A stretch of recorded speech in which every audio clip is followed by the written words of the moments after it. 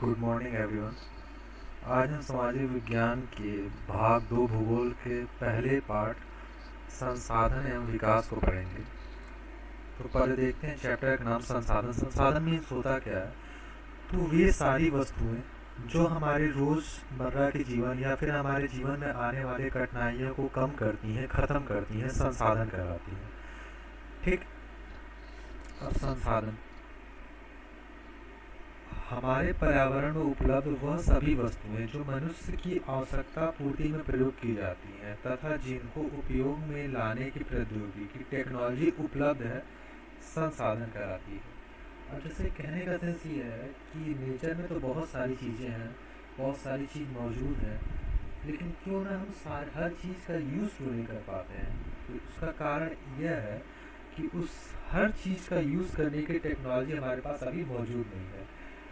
जिस चीज़ को यूज़ करने की टेक्नोलॉजी मौजूद है, उसी नेचुरल रिसोर्स या फिर ह्यूमन रिसोर्स जो हमने भी तैयार किया है, जो तैयार किया, जिसकी टेक्नोलॉजी पता थी, बना लिया और उसे यूज़ कर रहे हैं, तो उसे हम क्या बोलेंगे? वो एक रिसोर्स बन गया। फिर क्या है?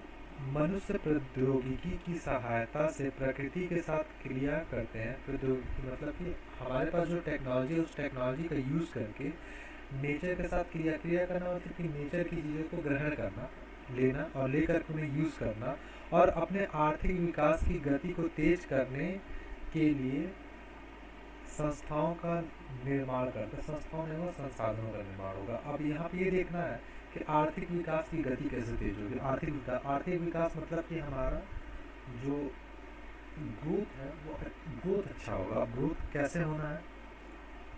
सपोज जिस कंट्री के पास जितना ज़्यादा पैसा है, कंट्री की बात हो रही, जिस कंट्री के पास जितना ज़्यादा पैसा है उसकी ग्रोथ रेट उतनी अच्छी है, वहाँ पे सारी चीज़, सारी फैसिलिटीज़ अच्छी तरीके से मिलेंगी। तो होता क्या है कि जैसे सपोज हम लोग इस समय भारत देश में रह रहे हैं, भारत के अंदर जो भी संसाधन तैयार किए जा रहे हैं, अगर आपका संसाधन सही है, बहुत अच्छा है, आपने एक अच्छा संसाधन, एक जीवन को आसान बनाने का एक अच्छा तरीका खोजा है और उस संसाधन को आप दूसरे देश को बेचते हैं, सेल कर रहे हैं, तो उस संसाधन के एवज में दूसरा देश आपको पैसा देता है। उस पैसे से हमारे जो देश है, देश की इकोनॉमिक पॉलिसी, आर्थिक विकास अच्छा होगा। ठीक है। नेक्स्ट, संसाधन का वर्गीकरण।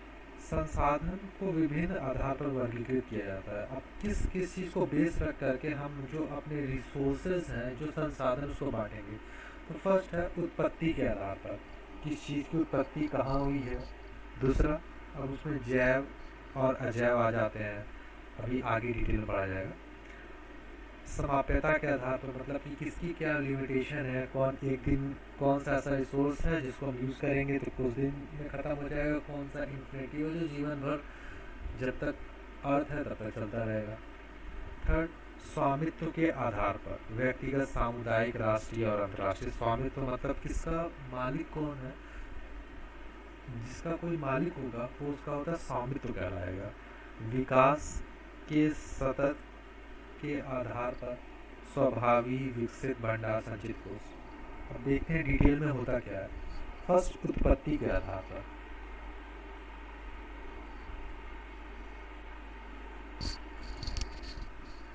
उत्पत्ति के आधार पर उसका फर्स्ट टॉपिक है जैव संसाधन। हमारे पर्यावरण में उपस्थित वैसी सभी वस्तुएं जिनमें जीवन है, जैव संसाधन कहलाती हैं।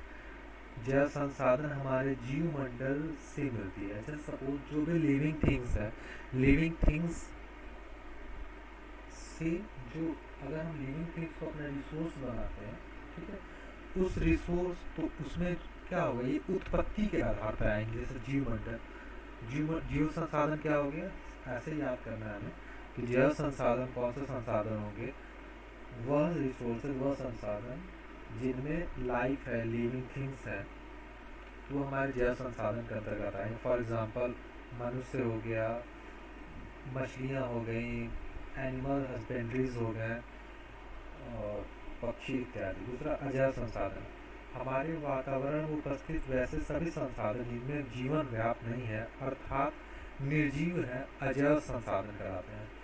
तो ऐसे संसाधन जिनमें लाइफ नहीं है, नॉन लिविंग थिंग्स हैं, वो सब अजैव संसाधन के अंतर्गत आएंगे।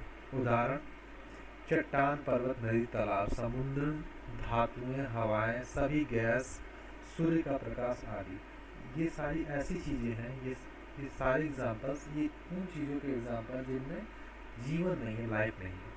तीसरा है समाप्यता के आधार पर संसाधन का वर्गीकरण। समाप्यता क्या होता है? समाप्यता समाप्त मतलब जो खत्म होने वाला है या खत्म होने से उसकी लिमिटेशन, उसको वर्गीकृत किया गया है। अब फर्स्ट उसमें क्या आ जाता है? नवीकरण योग्य। नवीकरण मीन्स रिन्यूएबल रिसोर्सेज। नवीकरण योग्य संसाधन वैसे संसाधन जिन्हें फिर से निर्माण किया जा सकता है, नवीकरण योग्य संसाधन कहलाते हैं। जैसे सौर ऊर्जा, सोलर एनर्जी, पवन ऊर्जा, विंड एनर्जी, वाटर एनर्जी, जल, वन्य जीव। इन संसाधनों को इनके सतत प्रवाह के कारण नवीकरण योग्य संसाधन के अंतर्गत रखा गया है। अब समझते हैं क्या है नवीकरण मीन्स कि जब तक सन है तब तक अर्थ सन का रोटेशन लगाते रहेगी, सूर्य के चारों ओर चक्कर लगाते रहेगी, और सूर्य के चारों ओर चक्कर लगाने से सूर्य से आने वाला प्रकाश भी पृथ्वी पर आते रहेगा। उस प्रकाश का यूज़ करके, उस एनर्जी, उस जो सोलर एनर्जी का यूज़ करके हम जो अपने लिए रिसोर्स डेवलप कर रहे हैं, वो सब किस में आता है? रिन्यूएबल या नवीकरण योग्य रिसोर्स के अंतर्गत आएगा। क्यों? क्योंकि सनलाइट रोज आनी है, हर दिन सनलाइट आपको मिलेगा, और सनलाइट का यूज़ करके हम उस रिसोर्स को डेवलप कर रहे हैं, इसलिए नवीकरण योग्य संसाधन के अंतर्गत आता है। सेकेंड वन, अनवीकरण योग्य मतलब नॉन रिन्यूएबल रिसोर्स है। अनवीकरण योग्य संसाधन वातावरण उपस्थित वैसी सभी वस्तुएं जिन्हें उपयोग के बाद निर्माण में नहीं किया जा सकता, या उनके विकास अर्थात उन्हें बनाने में लाखों करोड़ों वर्ष लगते हैं, एक लंबे भूवैज्ञानिक अंतराल में होता है, अनवीकरण योग्य संसाधन कहलाते हैं। उदाहरण: जीवाश्म ईंधन जैसे पेट्रोल हो गया, कोयला हो गया आदि जीवाश्म ईंधन का विकास है। क्या देखते हैं? अनवीकरण योग्य मीन्स उसको दोबारा, नवीकरण मतलब दोबारा नया होकर के फिर हम उसको यूज़ नहीं कर पाएंगे। हमने पेट्रोल अपने गाड़ी में भरवाया पेट्रोल पंप से, अगर हमने उस पेट्रोल का एक बार यूज़ कर लिया, वो पेट्रोल ख़त्म हो गया, तो फिर उस पेट्रोल को हम दोबारा यूज़ नहीं कर पाएंगे। मीन्स अब इसके एग्जांपल में पेट्रोल या जीवाश्म ईंधन मीन्स फॉसल फ्यूल को इसलिए रखा गया है क्योंकि हम सभी लोग इस बात को अच्छी तरीके से जानते हैं कि फॉसल फ्यूल को बनने में लाखों करोड़ों वर्ष का समय लगता है, और उतने लाखों करोड़ों वर्ष में जो लाइफ प्रोसेस है, किसी एक, अगर हम इंसान या की बात करते हैं, किसी एक इंसान की लाइफ प्रोसेस कई बार उस प्रोसेस को दोहराया जा सकता है। ठीक है, तो एक बार अगर पेट्रोल ख़त्म हो गया, या फिर जो कोयला हो गया जो ज़मीन से खोद के निकाला जा रहा है, या ईंधन हो गया, फिर जीवाश्म ईंधन, पेट्रोल, कोयला आदि, ये सारे संसाधन अगर एक बार ख़त्म हो गए तो फिर हमें दोबारा मिलने वाले नहीं। इसलिए बहुत गवर्नमेंट भी हमें ये समझाती है, और बहुत सारे ऐसे NGOs भी बने हुए हैं जो NGO हमें इस बात को समझाते हैं कि हम जो फॉसल फ्यूल है उनका थोड़ा कम या लिमिट में इस्तेमाल करें, जिससे हमारे आने वाली जो पीढ़ी है वो भी उस संसाधन को देख सके और उसका यूज़ कर पाए। नेक्स्ट है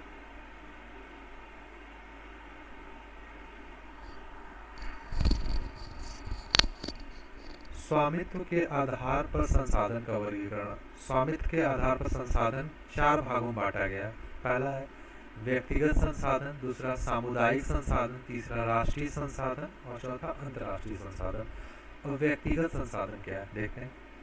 व्यक्तिगत संसाधन वैसे संसाधन जो व्यक्तियों के निजी स्वामित्व में हो, जिसका जो पर्टिकुलर, जिसका कोई एक मालिक हो, या वो संसाधन व्यक्तिगत संसाधन के अंतर्गत आएंगे। ठीक है, जैसे घर, आप जिस घर में रह रहे हैं, आपके पिताजी का हो, आपके दादा परदादा, या फिर आपके बाद वो आपके आने वाली पीढ़ी का होगा, तो वो एक व्यक्तिगत संसाधन के अंतर्गत आ गया। व्यक्तिगत तालाब, अगर आपके पूर्वजों ने या फिर आपके पिताजी ने कोई तालाब है गांव पे, या कोई उनका पर्टिकुलर ज़मीन था यहाँ पर उन्होंने तालाब खुदवाया है, ठीक है, तो उनका व्यक्तिगत तालाब हो गया। वो उनके बाद आपका है, आपके बाद आपके आने वाली जनरेशन का है। व्यक्तिगत निजी चारागाह, जहाँ पे अगर आपके यहाँ जानवर है वो आप जहाँ से अपने जानवरों के लिए चारा ले सकते हैं, या फिर आप अपने जानवरों को वहाँ ले जाकर छोड़ सकते हैं जहाँ से आपके जानवर चारा खा सकते हैं। ठीक है। तो व्यक्तिगत निजी चारागाह हो गया, व्यक्तिगत कुएं, जैसे आज समय में नल हो गया, पहले एक समय में लोग घर में कुआं कुआं होता था, तो बहुत कम कुआं रह गया। तो वो कुआं अगर पर्टिकुलर किसी एक इंसान की ज़मीन में है, जो उसकी घर की बाउंड्री, उस बाउंड्री के अंतर्गत है, तो उसका वो मालिक वो खुद होता था। तो ये व्यक्तिगत संसाधन, मतलब व्यक्तिगत संसाधन उन्हें कहेंगे जिसका पर्टिकुलर कोई एक मालिक है, उसके बाद उसके आने वाली पीढ़ी उसकी मालिक होगी। नेक्स्ट, सामुदायिक संसाधन, जो गवर्नमेंट हमें प्रोवाइड करा रही है, देश की सरकारें हमें प्रोवाइड करा रही है, वो सामुदायिक संसाधन के अंतर्गत आते हैं। वैसे संसाधन देखते हैं टॉपिक से, वैसे संसाधन जो गांव या शहर के समुदाय अर्थात सभी व्यक्तियों के लिए उपलब्ध हो, सामुदायिक स्वामित्व वाले संसाधन कहलाते हैं।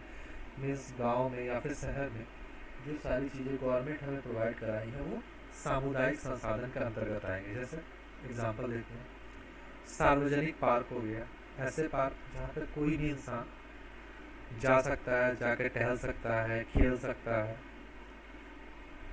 सार्वजनिक खेल का मैदान हो गया, पब्लिक फील्ड जो हो गया, जो हर मोहल्ले में एक जो खेल का मैदान है, जो सरकार का है, किसी पर्टिकुलर किसी एक पर्सन का नहीं है, वो सामुदायिक संसाधन के अंतर्गत आ गया। सार्वजनिक चारागाह, जहाँ पर कोई भी अपने जानवर को लेके जा सकता है, जहाँ से उसके जानवर चारा खा सकते हैं, या फिर वो अपने जानवरों के लिए चारा वहाँ से लेके आ सकता है। शमशान हो गया, सार्वजनिक तालाब, नदी आदि। तो वो सारी चीज़ें जो गवर्नमेंट ने प्रोवाइड कराई हैं, वो सामुदायिक संसाधन के अंतर्गत आ गए हैं।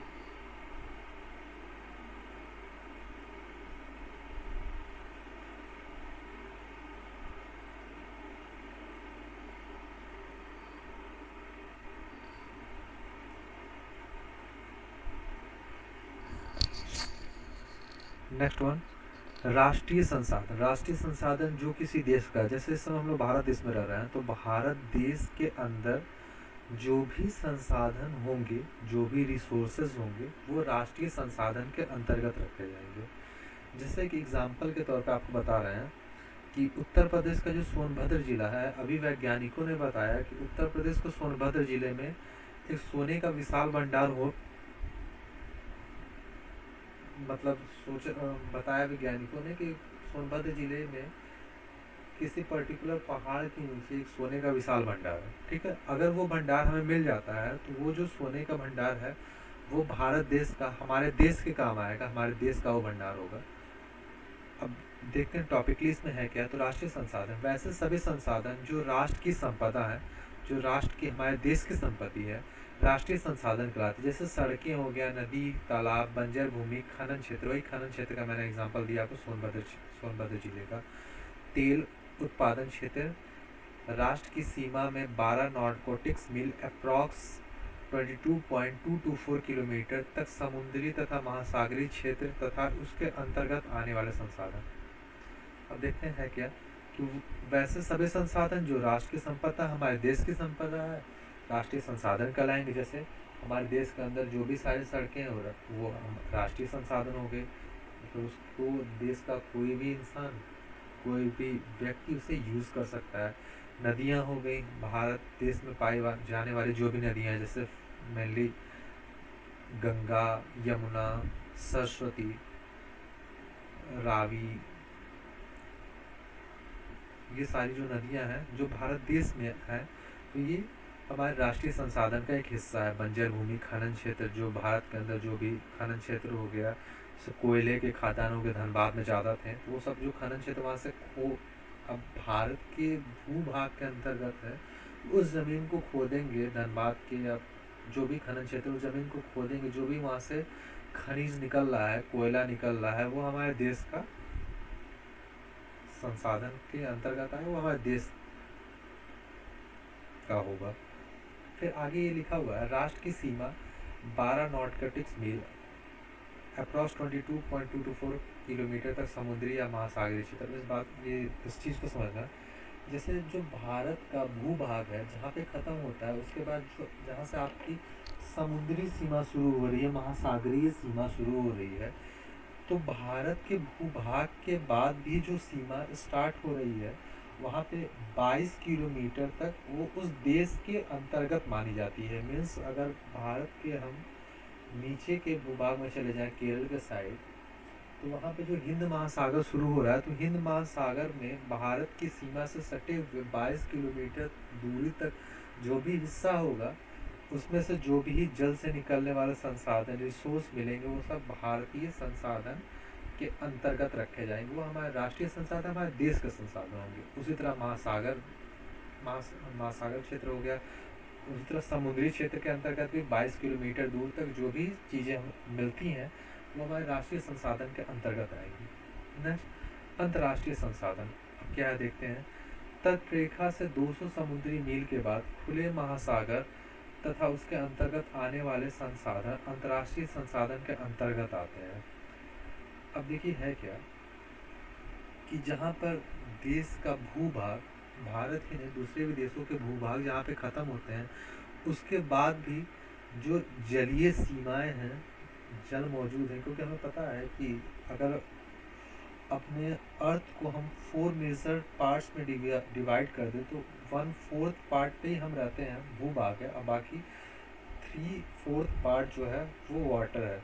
तो वाटर रिसोर्स है। तो वही अगर हम किसी महासागर के अंतर्गत जाते हैं तो 200 समुद्री मील है, किलोमीटर नहीं, 200 समुद्री मील के बाद जो भी सारी चीज़ें होंगी, जो भी पानी होगा, उस पानी से निकलने वाले जो भी संसाधन होंगे, वो संसाधन किसके होंगे? जो सारे कंट्रीज़, भारत हो गया, अमेरिका हो गए, चीन, जापान, बहुत सारी कंट्रीज़ हैं, वो सारी कंट्रीज़ मिल करके एक एनजीओ बनाई है, संस्थाओं को बनाया गया।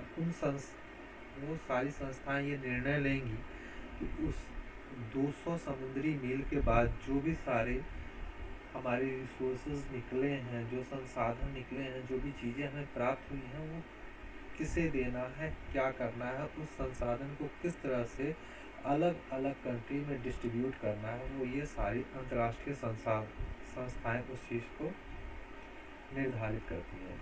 नेक्स्ट है विकास के आधार पर संसाधन का वर्गीकरण। विकास के आधार पर संसाधनों को 4 भागों में बांटा गया है। पहला है संभवी संसाधन, दूसरा विकसित संसाधन, तीसरा भंडार और चौथा संचित कोष। डिटेल में देखते हैं।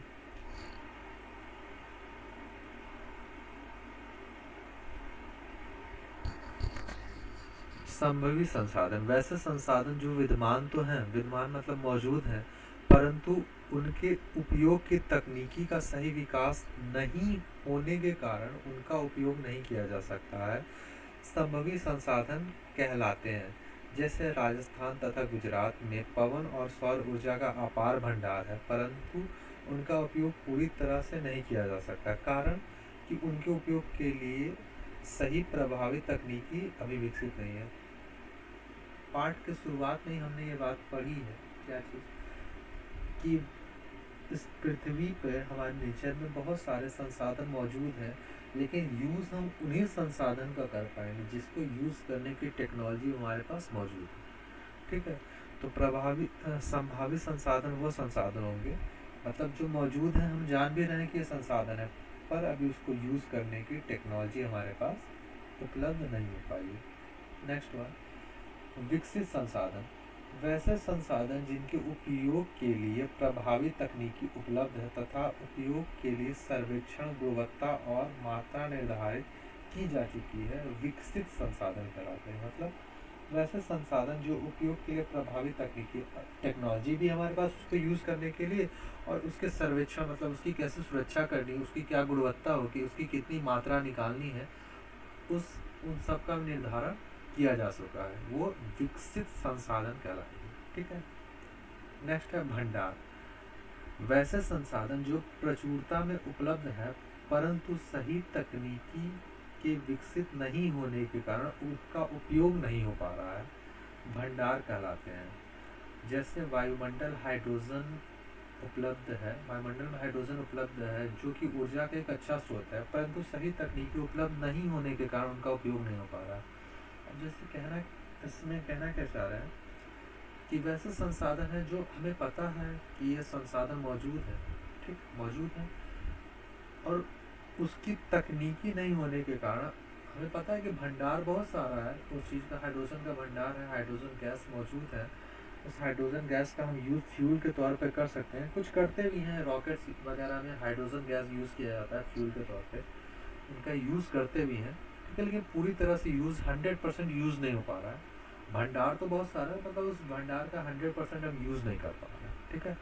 संचित को, संचित का मतलब होता है ना किसी चीज़ को स्टोर करके रखना।